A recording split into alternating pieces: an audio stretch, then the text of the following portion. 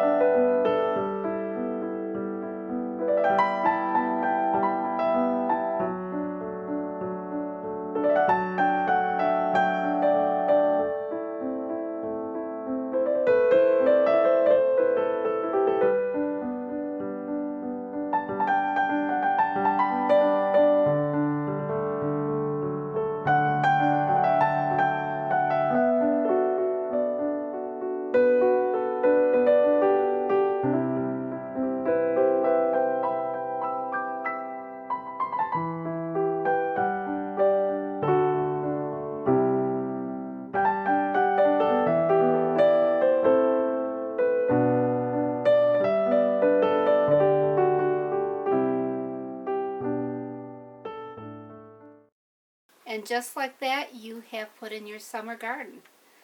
Now, the great thing about this is you can see it takes like 10 minutes, and you're letting Mother Nature do all the work. So there's no worrying about grow lights. There's no worrying about whether your seedlings are damping off.